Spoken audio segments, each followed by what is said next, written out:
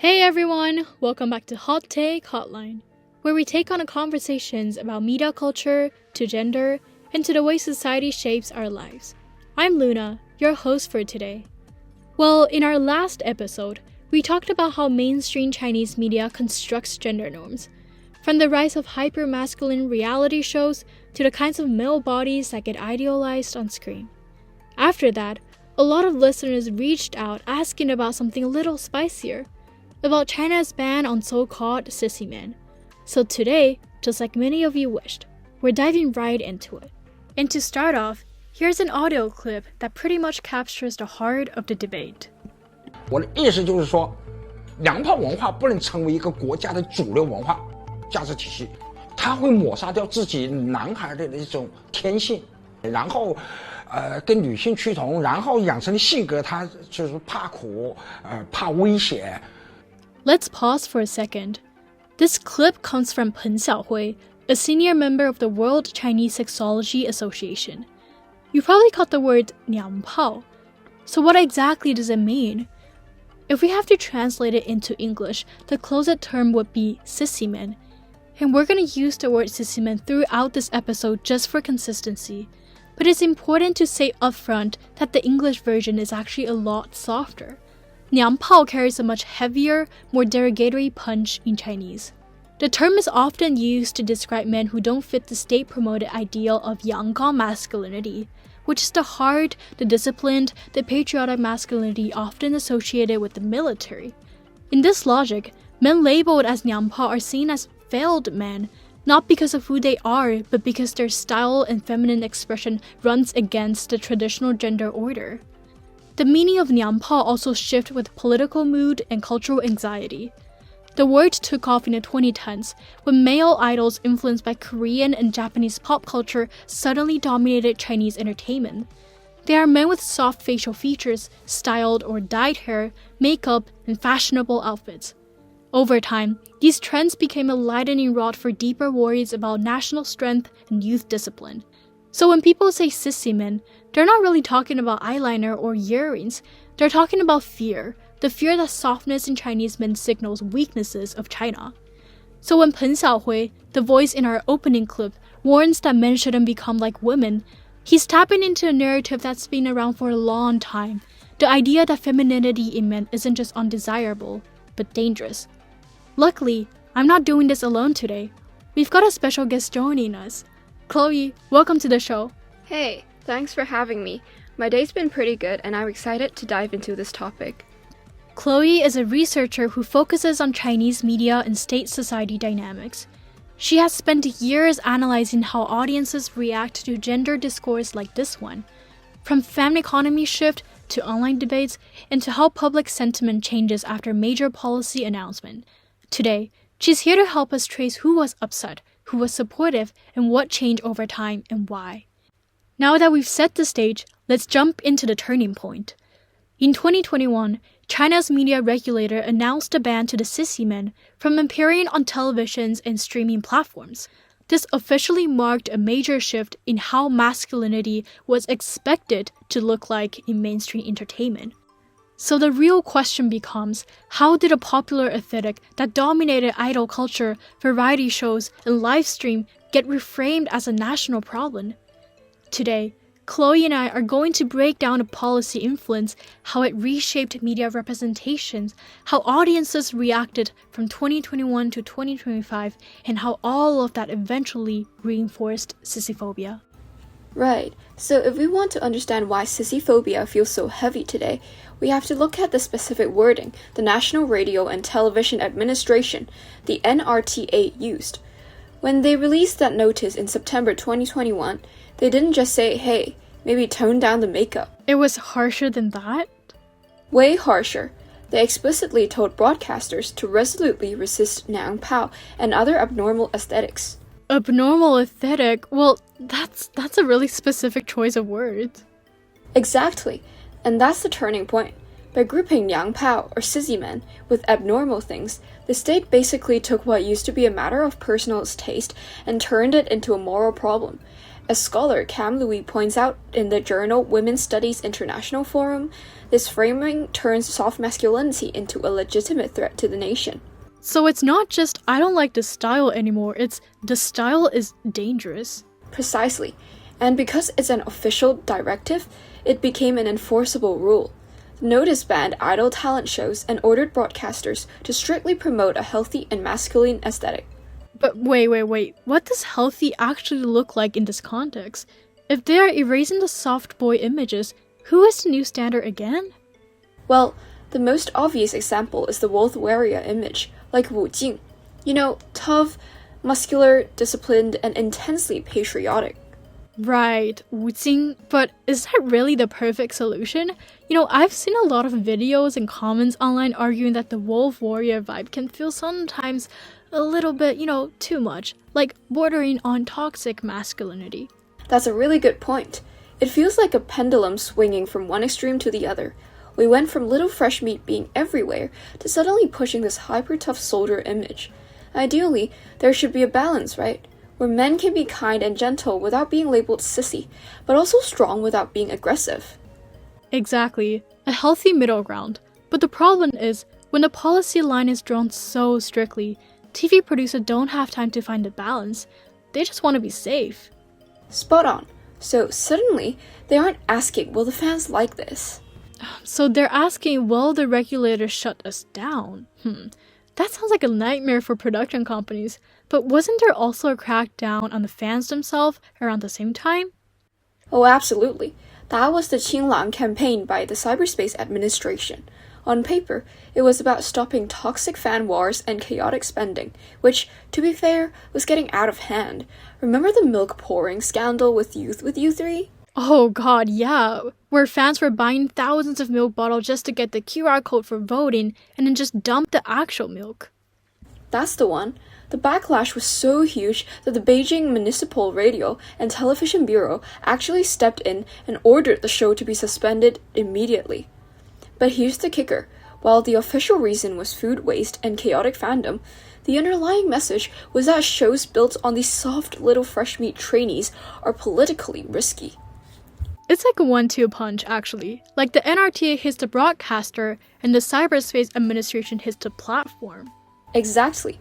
Once the state labeled these men as abnormal, platforms like iQIYI, Weibo, Douyin started self-censoring. They tweaked algorithms to deprioritize content that looked too soft because they didn't want trouble. So the policy didn't just ban a few people, it built a climate where any soft boy images was seen as unsafe, pushing platforms, producers, and advertisers to avoid it entirely. That's it. And that institutional fear is what really sets the stage for everything else we're seeing in the media today. Okay, so now that we've unpacked how the 2021 policy works on a structural level, let's zoom in on what actually changed on our screen. Yeah, because if the policy really matters, we should be able to see it in the way men are shown in entertainment, right? Exactly. After the NRTA released a 2021 notice telling broadcasters to resolutely resist Niangpao and other abnormal aesthetic and to promote a healthy and masculine aesthetic orientation, we started to see a clear shift in how masculinity was represented in mainstream media. Before that, during the so-called Little Fresh Meat era, soft-looking male idols were literally everywhere. Idol dramas, talent shows, variety shows, live streams, you name it. But once the policy kicked in, those gentle, delicate images began to fade from the spotlight. Instead, we got a lot more tough male characters like soldiers, police officers, and super disciplined, serious guy became the new mainstreams on TV and streaming platforms. And that shift wasn't random. According to Wang and Bao's 2023 study, platforms like iQIYI and Weibo also adjusted their algorithms to align with the state's new standard. Content featuring softer, more effeminate male images got less visibility, while videos that highlighted physical strength, toughness, and patriotism were prioritized in recommendations. So basically, the government sets the rulebook, and then the platforms quietly help enforce it through their recommendation systems. The media basically turns into a gatekeeper for which kinds of masculinities are allowed to be seen. Exactly. But this is more than just an aesthetic preference. It's a form of cultural governance. Through visuals and storytelling, media now ties masculinity to national power and moral correctness. The ideal man on screen is strong, disciplined, and often patriotic. Meanwhile, expressions that don't fit the traditional standard, like wearing makeup, dressing softly, or having a gentle temperament, are increasingly framed as abnormal or unhealthy, echoing the wording of the policy itself. So media becomes an amplifier of the 2021 policy. It doesn't just reflect what the state wants, it normalizes those expectations for audiences. Masculinity stops being just a personal style or identity, and instead carries political and moral weight. But of course, that doesn't mean everyone just automatically accepts this new standard, right? Right. As the ban on Sissymen was enforced and harder, more traditional masculinity was pushed to the front. Public opinion became really divided. Some people supported the change while others felt it was discriminatory and restrictive. I totally get the idea. So to really understand the impact, we need to hear from the viewers themselves. Chloe, I heard that you've done some research. Can you walk us through your survey findings and a few case examples to show how audiences actually reacted to the ban and the wider Sissymen phenomenon in Chinese media? Sure.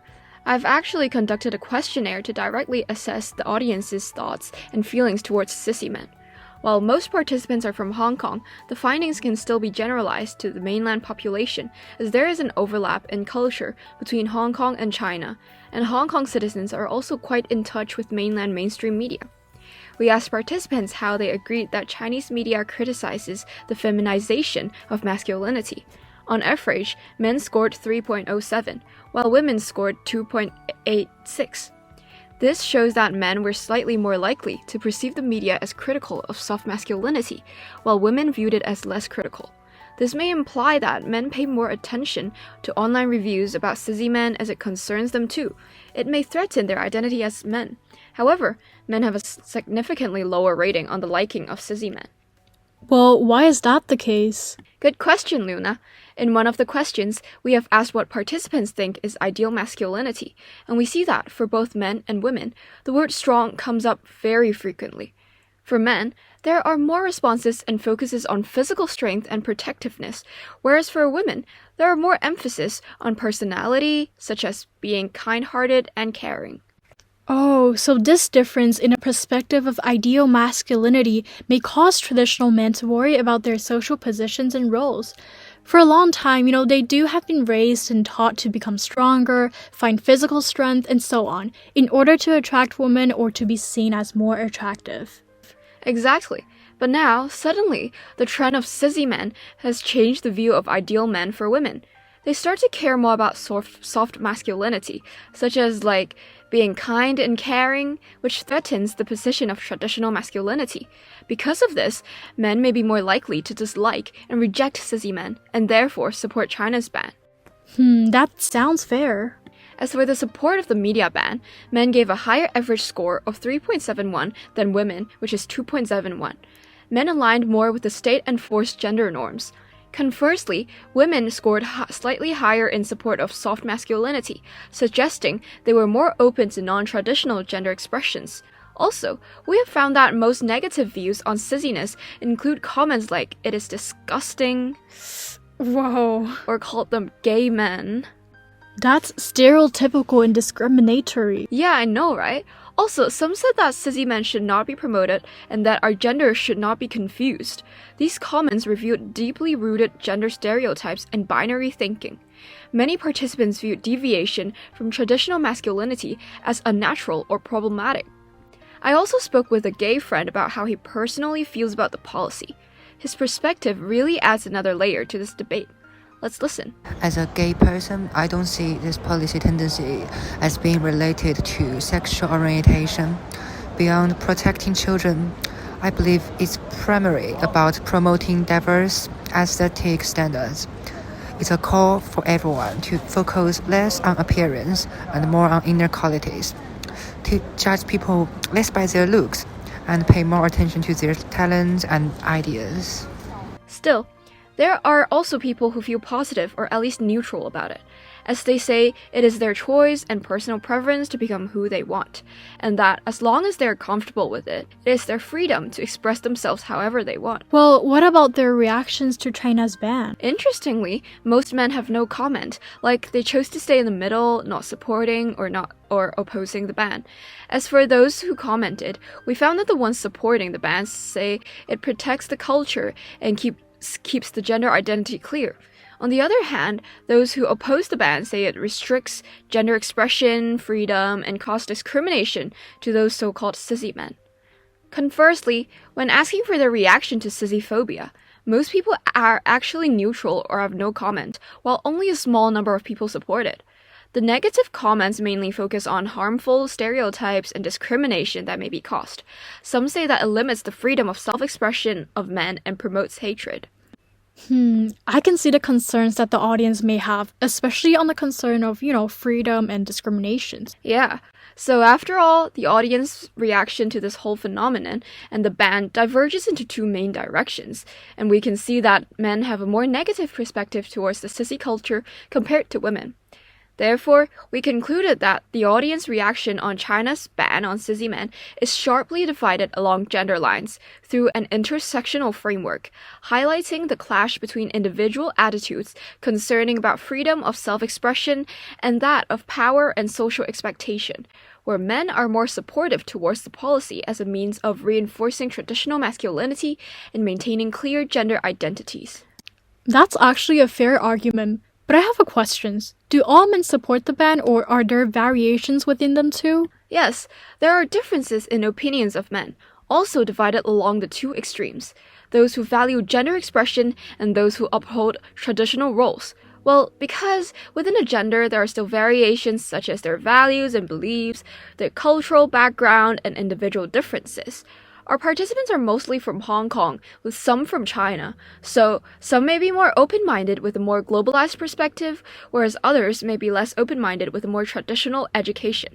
This may account for the differences within a gendered population, forming different opinions and highlighting the intersectionality of audience reactions. Thank you so much, Chloe, for breaking the survey down. It really shows how people have divided opinion. And of course, whenever a policy sparks this much attention, there are always counter-arguments. Some people say, look, the 2021 policy wasn't about attacking Sissymen. They were simply trying to curb toxic fandom culture, overspending, and celebrity worship among young people. And honestly, that part isn't wrong. The fan economy was getting chaotic.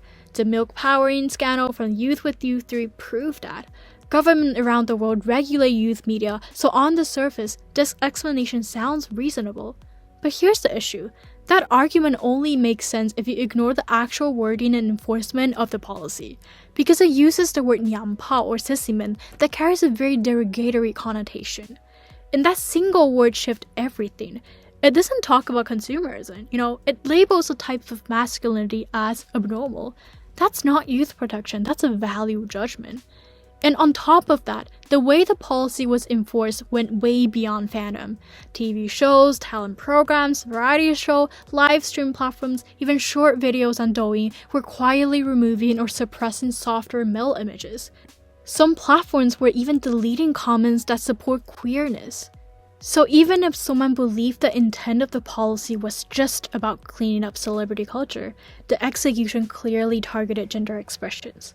At the same time, scholars from world-renowned institutions, the Universities of Nottingham and the Xi'an Jiaotong Liverpool University, interpret the 2021 ban as a deliberate form of gender governance. More specifically, they said that by framing soft masculinity as Sissymen or as a cultural threat, the policy institutionalized Sissyphobia rather than merely critiquing consumer behavior.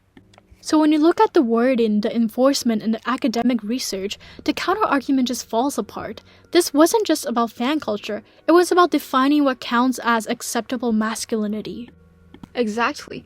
The youth protection argument explains part of the regulation, but it doesn't explain why a whole gender expression was labeled abnormal, or why platforms suddenly purged anything that looked too soft.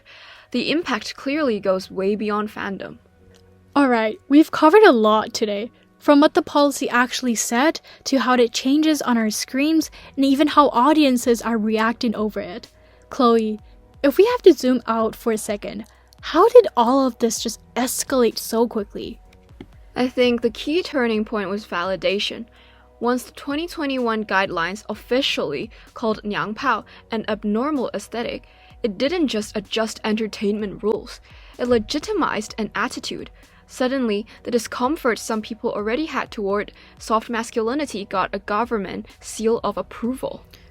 So it really wasn't just about tightening the rules online, it actually shifted the whole atmosphere around soft masculinity. Exactly. It set the tone for what proper masculinity should look like, and the industry responded immediately.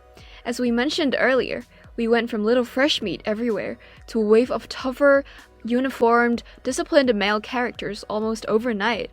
It wasn't subtle. It was an overcorrection driven by fear of crossing the line. And meanwhile, viewers were left trying to make sense of it. Some felt that the policy finally confirmed their belief about what men should be, while others felt their forms of expression was suddenly being treated as wrong. Right. The policy might be old news on paper, but the ripple effects, the expectations, the pressure to conform, the debates, those are still happening every day. The struggle over what counts as real Chinese masculinity is very much alive. A very complicated issue, but definitely an important one. Chloe, thank you so much for today. Thank you. It's my pleasure as well.